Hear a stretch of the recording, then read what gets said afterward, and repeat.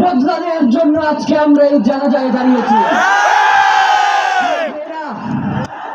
আজকে কবি নজরুলের যে বিদ্রোহী দুটো লাইন, যাকে ওসমান হাদি তার আদর্শ মনে করত, ঘোষণা করতে চাই শরীফ ওসমান হাদির রক্তের মধ্য দিয়ে বাংলাদেশ ইনসাফ কায়েম হবে। প্রিয় ভাইরা, আপনারা জানেন শরীফ ওসমান হাদিকে এক সপ্তাহ 168 ঘন্টা আগে গুলি করা হয়েছে। এখন পর্যন্ত কি তার খুনিকে গ্রেফতার করা হয়েছে? সরকারের পক্ষ থেকে এখন পর্যন্ত কি খুনিকে গ্রেফতারের ব্যাপারে আপনাদেরকে আশ্বস্ত করা হয়েছে? তারা কি এখন পর্যন্ত আমাদেরকে জানিয়েছে যে খুনি কোন জায়গায় রয়েছে? আমরা স্পষ্ট মনে করছি যে এখানে খুনি একজন নয়, এখানে পুরো একটা খুনি চক্র কাজ করেছে। ইনকিলাব মঞ্চ এবং তার পরিবারের পক্ষ থেকে আপনাদেরকে জানিয়ে দিতে চাই, খুনের পরিকল্পনাকারী, খুনের সহায়তাকারী এবং পুরো খুনি চক্রকে বিচারের আওতায় নিয়ে আসতে হবে এবং আগামী 24 ঘন্টার মধ্যে স্বরাষ্ট্র উপদেষ্টা এবং সহকারী উপদেষ্টা খুদাবক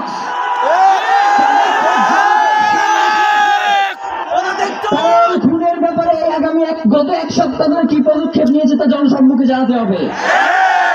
যদি তারা জানাতে না পারে তাহলে তাদেরকে পদত্যাগের জন্য প্রস্তুত থাকতে হবে। আমি চিরবিদ্রোহী বীর বিশ্ব ছড়ায় উঠে আছি একা, কোনোভাবেই শরীফ ওসমান হাদির রক্তকে বৃথা যেতে দেব না। তিনি বারংবার বলেছেন বাংলাদেশের স্বাধীনতা, সার্বভৌমত্ব রক্ষা এবং ইনসাফের লড়াইয়ের জন্য আমাদেরকে যদি জীবন দিয়ে দিতে হয় আমরা জীবন দিয়ে দেবো, তবু ইনসাফের লড়াই ছাড়বো না। বন্ধুগণ, আমাদেরকে ইনসাফের লড়াই লড়তেই হবে। আপনারা রাজি আছেন কিনা? এবং সেই সাথে আমরা আরো বলতে চাই, সিভিল মিলিটারি ইন্টেলিজেন্সের মধ্যে ঘাপটি মেরে বসে থাকা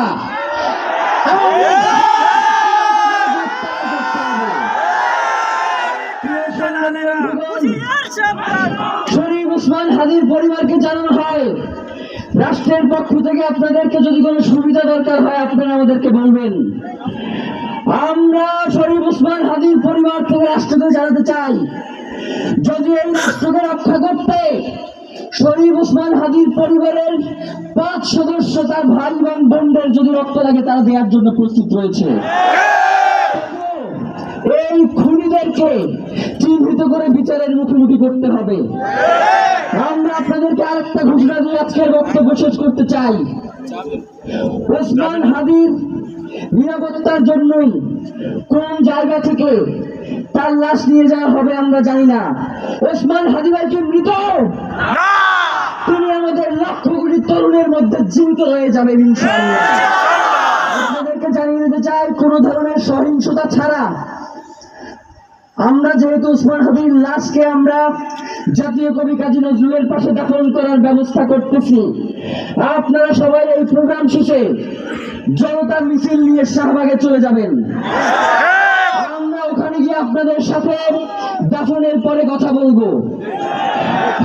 বাংলাদেশের স্বাধীনতা, সার্বভৌমত্ব থাকবে, বাংলাদেশের ইনসাফ কায়েম হবে, নয়তো আমরা বাংলাদেশের জন্য রক্ত দেওয়ার জন্য সবাই প্রস্তুত রয়েছে। এবং ইনকিলাব মঞ্চ ব্যতীত কারো কোনো প্রোপাগান্ডায় আপনারা কোন ধরনের সহিংসতার পথ বেছে নেবেন না। আমরা ইনকিলাব মঞ্চের পক্ষ থেকে আপনাদেরকে জানাবো কখন কি ব্যবস্থা গ্রহণ করতে হবে। আপনাদের সকলকে, এই লক্ষ লক্ষ মানুষকে, আজকে শরীফ ওসমান হাদির জন্য যারা এসেছেন, শহীদ শরীফ ওসমান হাদি, তাকে আমরা সবাই দোয়া করব এবং তার যেই লড়াইয়ের পথ, তার যেই সাংস্কৃতিক আন্দোলন, তার যেই আধিপত্যবাদের বিরুদ্ধে লড়াই, আমরা সকলে সেটাকে একসাথে প্রতিহত করব। বাংলাদেশ জিন্দাবাদ, ইনকিলাব জিন্দাবাদ, নারায়ে তাকবীর।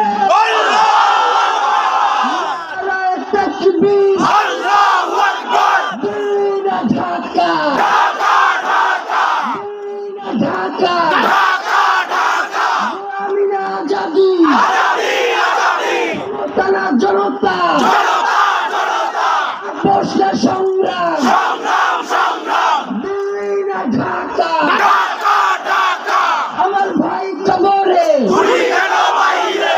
গুলি কেন বাহিরে? আমার ভাই কবরে। আমরা সবাই হাদি হব, ঘরে ঘরে ঘরে যাব। গুলির মুখে কথা কব, আমরা সবাই হাজির হব। আমরা সবাই হাদি হব। গুলির মুখে কথা বলবো। নারায়ে তাকবীর, আল্লাহু